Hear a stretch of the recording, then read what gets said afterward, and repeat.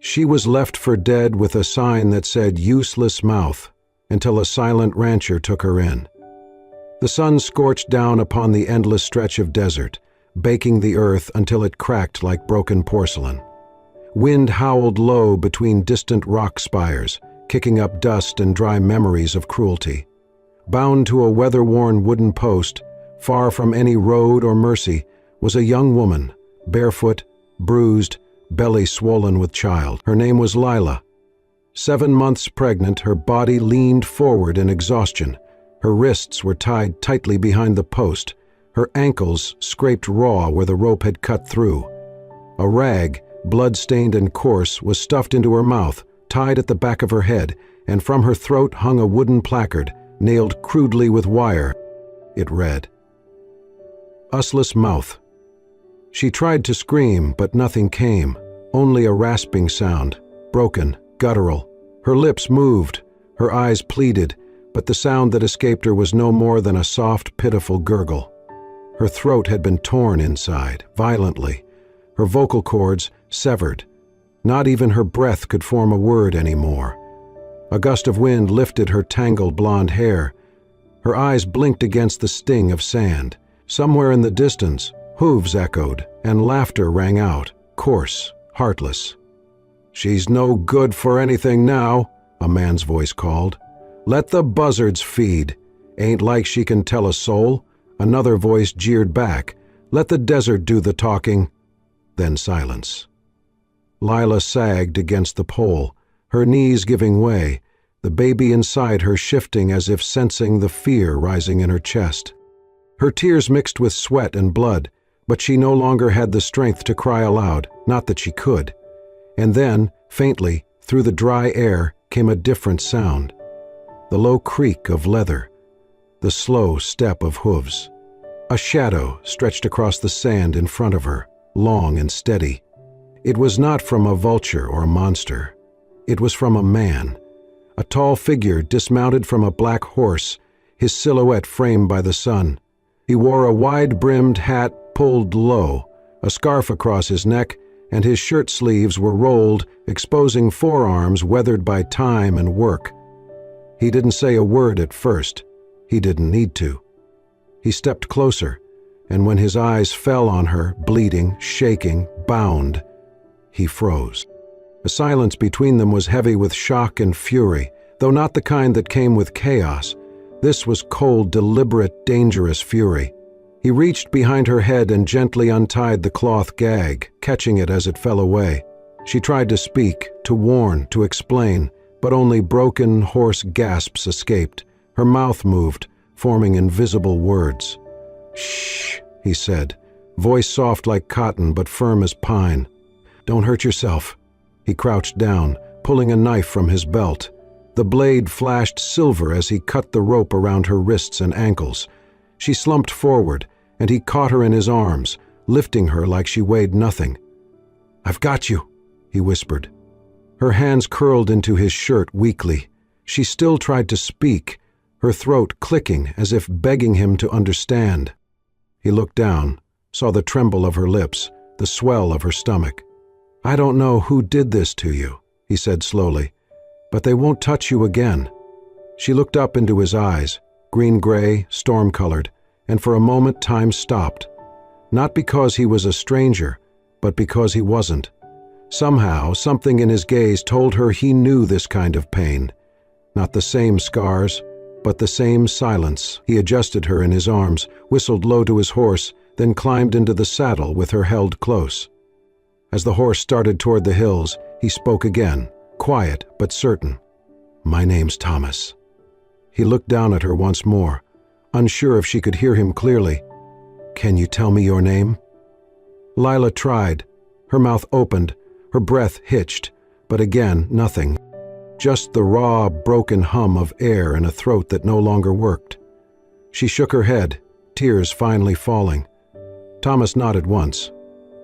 "That's all right," he said. "You don't have to talk." And he meant it. The wind chased after them as they rode, lifting sand into long trails behind the hooves. Ahead, far in the distance, hidden among the dry trees and rocky outcrops, waited a cabin. weather-beaten, quiet, waiting. And in Thomas's arms, for the first time in days, Lila stopped shaking. Not because she was safe, yet, but because someone, at last, had stopped long enough to see her. The cabin sat nestled between two jagged hills, a silent witness to time and weather. It was nothing grand, just timber and stone, but it held warmth. As Thomas carried Lila across the porch, the creak of the floorboards welcomed them like a familiar song. He opened the door gently, careful not to jostle her injured frame, and stepped inside. Inside was sparse but clean. A cot by the wall, a hearth blackened with old smoke, a table with a single chair, shelves lined with canned goods and handmade tools. Thomas laid her carefully on the cot, then knelt beside her. He didn't speak. He brought a basin of warm water, clean cloths, and a tin of salve. With the gentleness of a father tending to a child, he dabbed at her split lip, cleaned the crusted blood from her face, and wrapped her wrists in gauze. When he finally reached her throat, he hesitated, then continued, expression tight. Her wounds told him more than any words could. Lila watched him. Her body trembled with pain, but her heart beat with a strange, raw calm. This man, this stranger, wasn't looking at her with disgust or desire or pity. He wasn't asking questions. He wasn't demanding explanations. He was just there, present, steady, and silent. She flinched when he gently brushed a damp strand of hair from her cheek. He paused, met her eyes. She expected to see judgment. She saw only quiet resolve. The lights flickered once, then died. A gust of wind outside howled against the walls as the desert storm rolled in. Thomas sighed softly and moved to the hearth. Within minutes, flames danced in the fireplace, casting flickers of gold and orange across the wooden walls. He placed a wool blanket over her and tucked it gently beneath her feet. Then, from a drawer, he brought a small notepad and a pencil. He set them beside her on the cot and gave a slight nod. Lila hesitated, then reached out, her fingers trembling. Slowly, she wrote, "My name is Lila. I cannot speak any more." She turned the pad to face him. He read it, then looked at her and nodded. She waited for something, questions, sympathy, maybe even tears. But he gave her none of that. He simply tore off the page, folded it once, and placed it carefully in his pocket, as if her words mattered, as if they belonged somewhere safe. Thomas didn't sleep in the cot that night. He pulled an old rocking chair near the fire, leaned back, and kept one eye on the door. Lila drifted off, exhaustion finally claiming her. Her last vision was the silhouette of a man in shadow, still and unmoving, like a sentry. The night deepened. Wind rattled the shutters. Somewhere outside, a coyote howled. The fire hissed as it met a stubborn log. Lila woke suddenly, heart pounding. For a moment, she didn't know where she was. Her hands flew to her belly. The baby kicked faintly beneath her ribs, alive and fighting. She turned her head. Thomas was still there, still in the chair, but this time he wasn't watching the fire. He was watching her. His elbows rested on his knees, hands clasped between them. One of those hands reached forward, and ever so gently, it rested atop her blanket, where her belly rose like a small hill. It wasn't a bold touch. It was a shield, a vow, a man silently promising a life he didn't know he could still give. Lila didn't move. Her throat burned. Her eyes filled. And for the first time since the pain, since the betrayal, since the desert, she felt something that looked like peace. Thomas looked up when she stirred. She met his eyes, and for the first time, she didn't look away. He didn't speak. She couldn't. But it was enough. The storm rolled in, heavy and low, thick clouds swallowing the moonlight as thunder rumbled across the barren hills. Inside the small cabin, Lila clutched the edge of the cot, her breath ragged, her face pale. It had only been 3 days since she arrived, 3 days since she'd been cut down from the desert post, since she'd heard her own broken voice echo uselessly in her throat, but now there was no time to dwell on pain. Her body had chosen its moment, and it was too soon, too early. Thomas had been chopping wood behind the cabin when he heard the sound, the unmistakable knock of something falling to the floor. When he rushed in, Lila was on her knees, doubled over, one hand clinging to the edge of the table, the other pressed protectively over her belly. Her eyes were wide, wet with fear. She pointed to her stomach, then the floor. Her breathing came in quick, shallow gasps. There was no mistaking it. She was in labor. Thomas didn't panic. He didn't speak, either. But his eyes darted quickly around the room, calculating. He grabbed the basin, filled it with water from the kettle he'd left simmering over the fire. He laid out clean towels, blankets, everything he could find that looked sterile enough. He rolled up his sleeves, kneeling beside her. She gripped his hand tightly, her nails digging into his skin. Her jaw clenched with pain, but no scream came. Only muffled groans, breathless and raw, like her body was trying to cry out for her. Thomas squeezed her hand back, steady, unwavering. He laid her gently on the cot, placed folded towels under her hips, and pushed the table closer to keep everything in reach. Rain started hitting the roof in heavy thuds, as if the heavens themselves were pounding down in rhythm with her pain. Lila closed her eyes, sweat running down her temples. Her legs trembled with each contraction, her whole body arching forward as if fighting some invisible war. She turned to Thomas, their eyes locking. She could not speak, but he understood. "You're not alone," he whispered, voice low and sure, though no one had heard it spoken aloud in years. Hours passed. Lightning flashed beyond the shuttered windows, illuminating the cabin in cold white bursts. Time lost meaning. There was only breath and firelight and the sound of life trying to be born.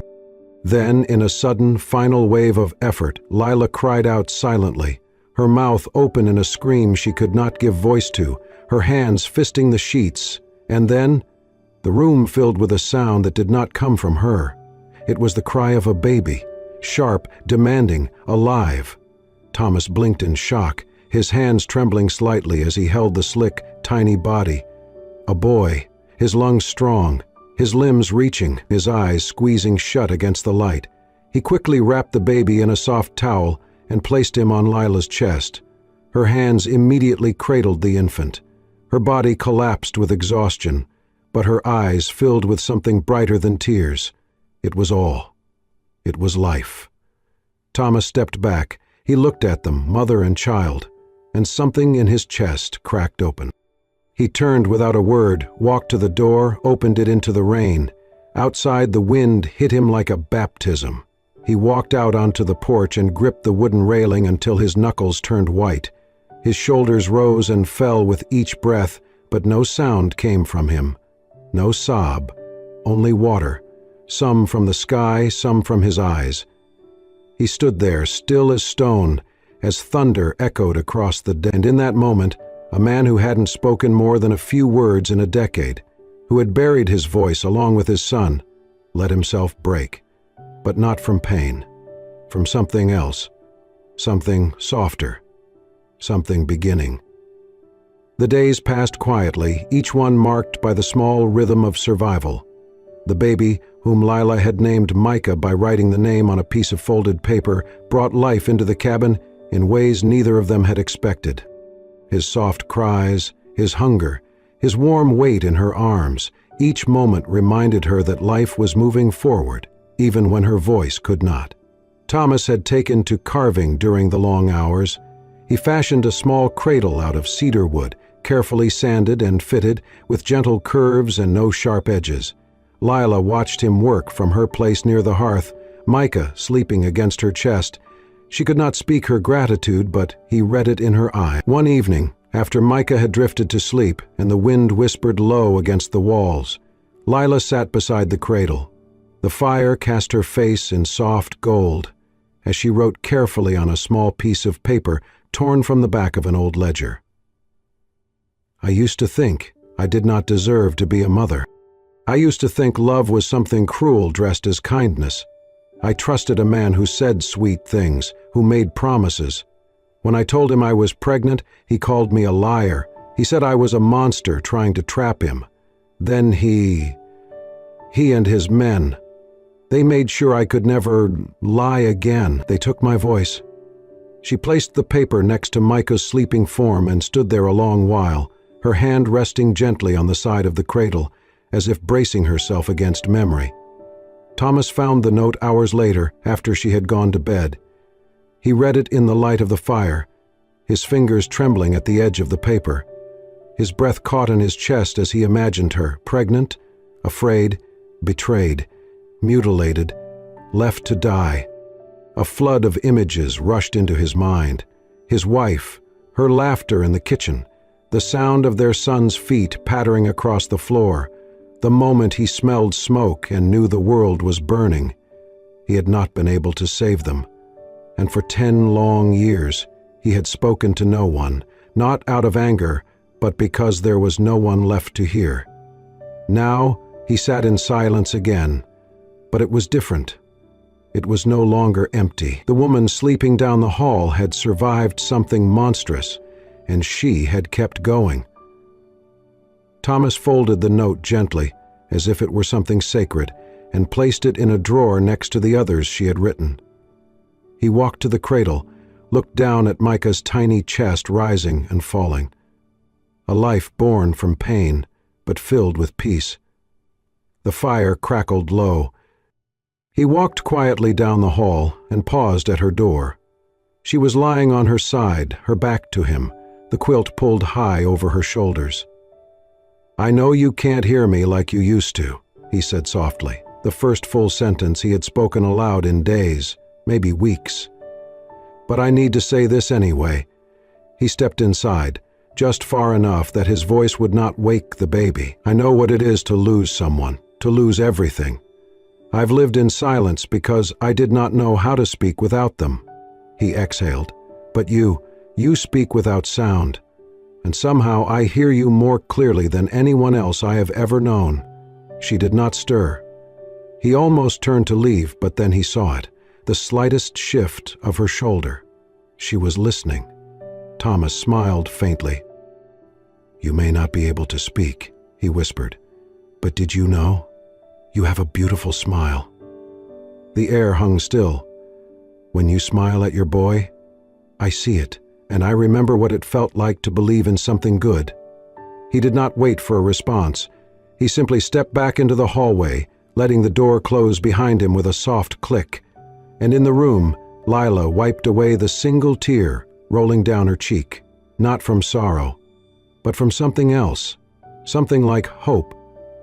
The morning sun had barely crested over the ridge when the sound of hooves shattered the quiet. Dust kicked up from the edge of the property, 4 riders fast approaching through the low brush, 1 in the lead, 3 trailing with the swagger of men who had never been told no. Lila saw them first from the kitchen window. Her breath caught. The wooden spoon fell from her hand and clattered against the floor.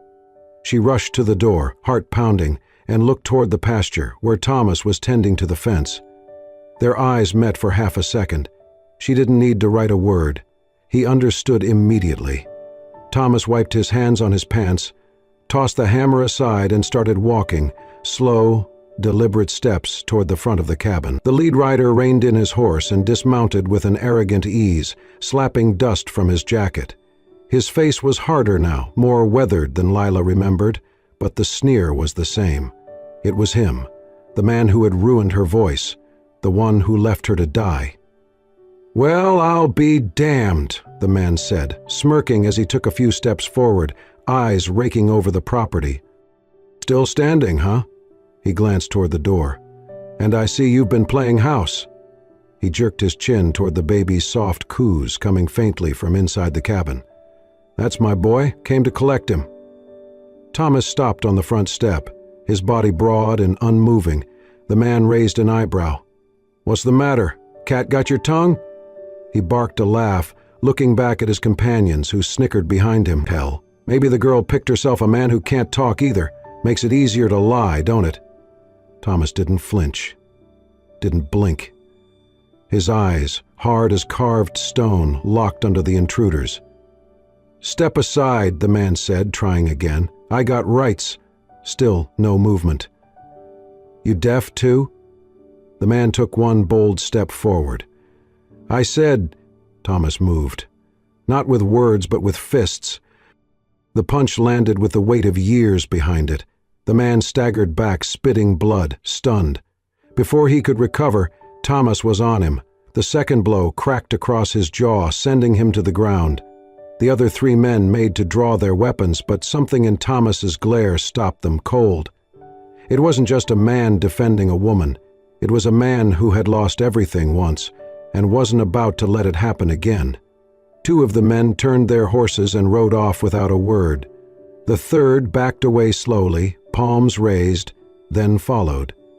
The false father tried to rise, groaning, but Thomas caught him by the shirt and hauled him to his knees. Dust clung to the sweat on both their faces. Thomas looked into the man's eyes, deep, unwavering, and for the first time in years, his voice cut through the air like a blade. "She does not need a father," he said, slow and firm. "She needs someone who knows how to protect her." The man froze. Those words landed heavier than fists. Thomas let him go. The man slumped backward, panting in pain and humiliation. He looked toward the house, toward Lila, who stood with Micah in her arms, silent and strong in the doorway. Her eyes blazed with fury and pride. "Go," Thomas said, pointing to the trail. "Do not come back." The man scrambled to his feet, staggered to his horse, and mounted with a curse muttered under his breath. But he did not look back, not once. When the dust settled and the hoofbeats faded into the distance, the ranch was still again. Thomas turned. His lip was bleeding, his knuckles scraped raw, but his shoulders eased as he looked at her. She hadn't run, she hadn't hidden, she had stayed. Their eyes met. Lila stepped forward. One hand still held Micah, the other reached out and gently took Thomas's bruised fist into her own. She brought it to her lips and kissed it. "Thank you," the gesture said, "not just for fighting, but for choosing her." Thomas nodded, no words left now, none needed, because on that land, beneath that sky, they had finally drawn a line and crossed it together. The fight left more than bruises. Thomas's ribs ached with every breath, and a thin cut above his right eyebrow bled into his temple, staining the collar of his shirt. But he had not flinched, not when fists struck, not when the past returned in the form of a man who once thought of women as property. Now, as the sun slanted low across the horizon, bathing the cabin in golden light, Thomas sat on the edge of the kitchen table, shirt unbuttoned, while Lila stood beside him with trembling hands and a needle threaded with coarse black string. He had not protested when she motioned for him to sit. He had simply nodded and waited, still and patient. Lila's fingers trembled as she dabbed the wound clean. Blood seeped slowly from the gash across his shoulder. Her hands, so steady when caring for Micah, were unsure now, not from inexperience, but from something else entirely. Fear. But not of him, not of the wound, not of the violence, of what it meant to care again. She paused and picked up a sheet of paper. Her writing was slower than usual, the pencil scratching unevenly. "I am afraid, not of them, not of what happened. I am afraid because I feel my heart waking up." She handed it to him, eyes searching his face.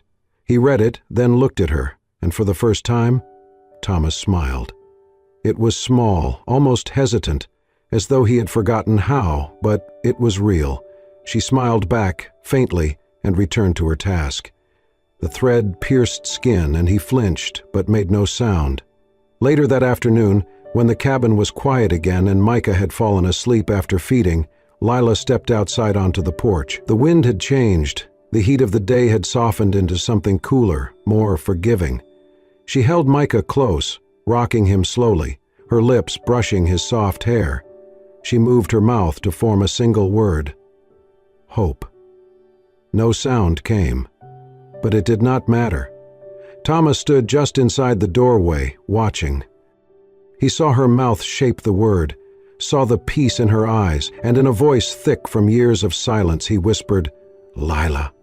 She turned, her eyes widened. He had never said her name before, Never once, even after all the pages she had written, all the days they had shared.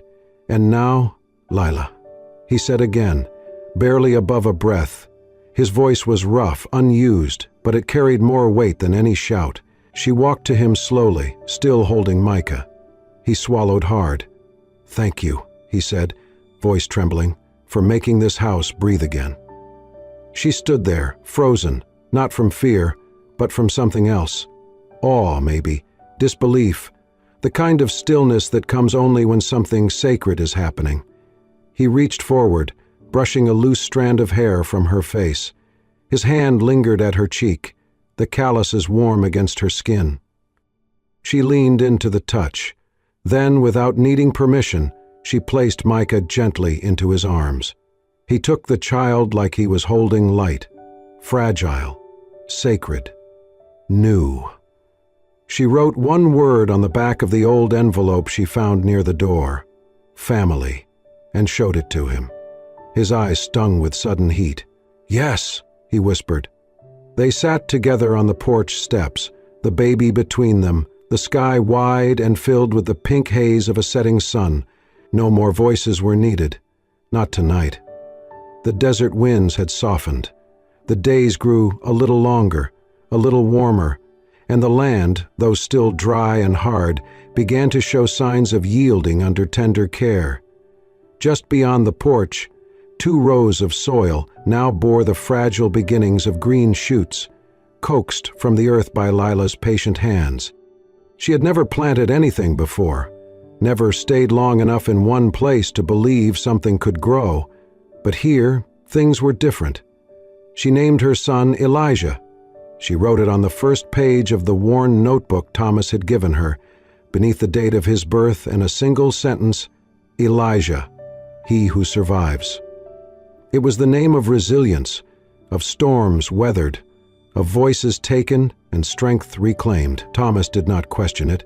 He simply read the word, then nodded as if it had always belonged to the boy. A few days later, Thomas did something he had not done in years. He left the ranch. With Elijah in his arms and Lila riding quietly beside him, they made the slow journey into the nearest town, hours away by horse.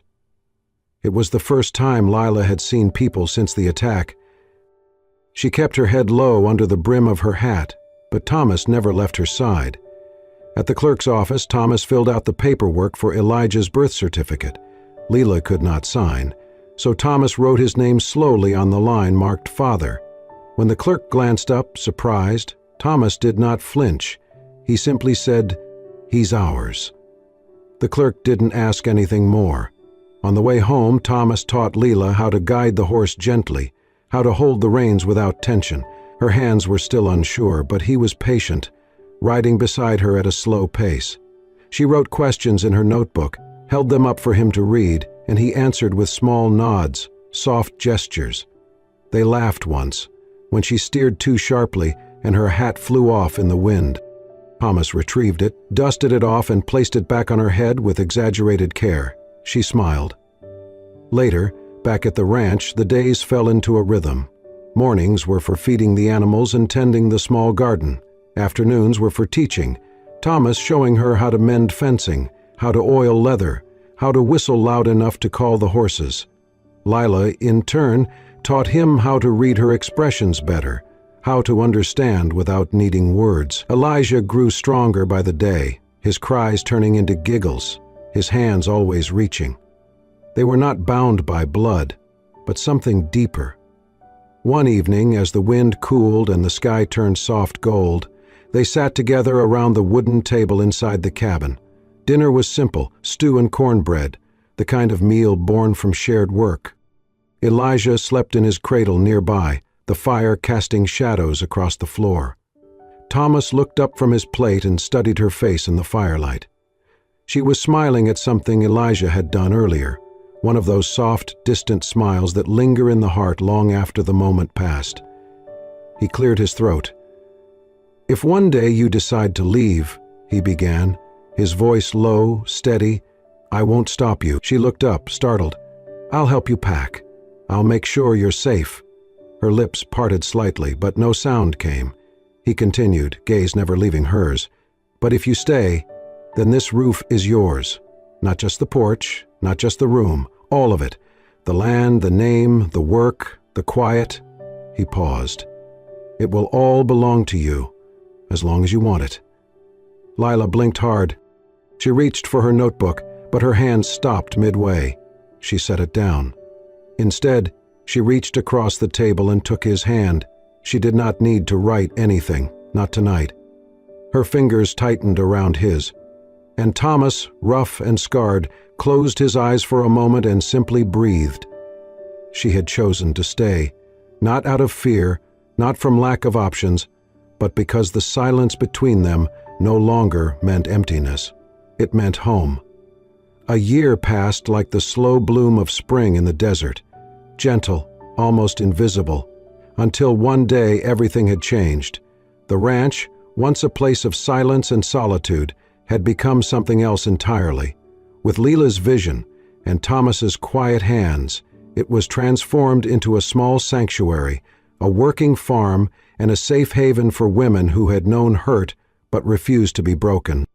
There were 3 others now: a woman with burn scars who never looked anyone in the eye, another who hummed lullabies under her breath though her baby was gone, and one more who hadn't spoken a word in 6 months, not because she couldn't, but because she wouldn't.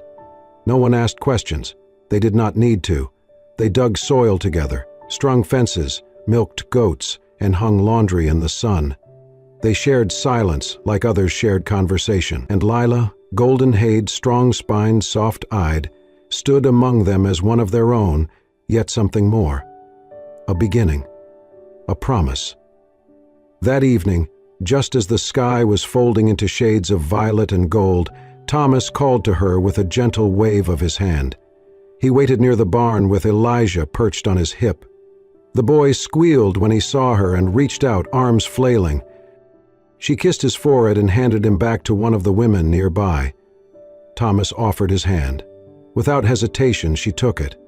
They walked together, side by side, up the ridge behind the farmhouse. The wind rustled the grasses. Somewhere in the distance, a hawk cried. And there, at the top of the hill, stood a lone tree, tall, still growing, but sturdy now. Lila remembered the story. He had planted it the day he buried his son. It had been a boy no older than Elijah, lost in smoke and flame, while Thomas had stood helplessly outside the burning home, screaming with a voice that no longer existed. Until her. He led her beneath the tree, where a small wooden bench had been carved and placed just days ago. Thomas paused, reached into the pocket of his coat, and knelt. Not in grandeur, not with a speech rehearsed, but with his heart laid bare. He held out a ring, simple, silver, unpolished. Etched inside were the words, "You spoke louder than any word." His voice, steady and low, broke the quiet. "Lila, I don't need a voice to know what love is." He looked up at her, eyes shimmering in the fading light. "I only need these eyes, this breath, the way your hands hold our son, the way your silence says more than anyone else ever could." Her breath hitched. He smiled gently.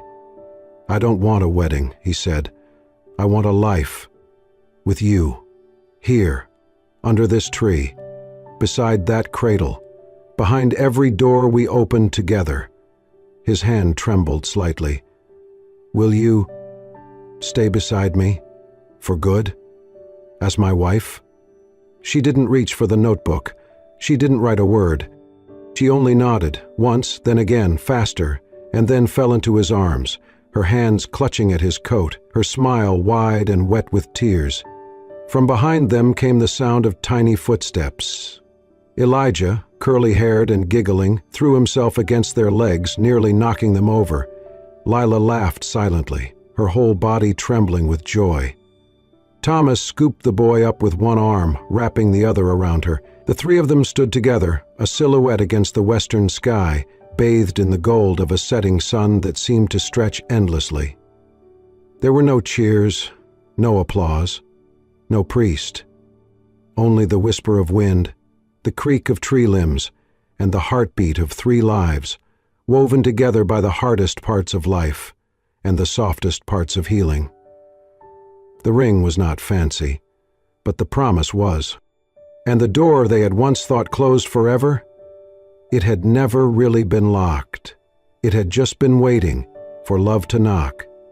In a world where silence once meant sorrow, she found a man who spoke without words, and a love that needed no sound to be heard.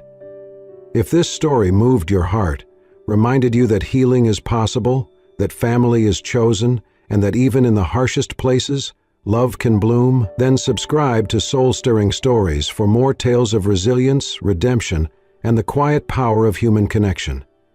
Because some stories don't need to be loud to echo forever.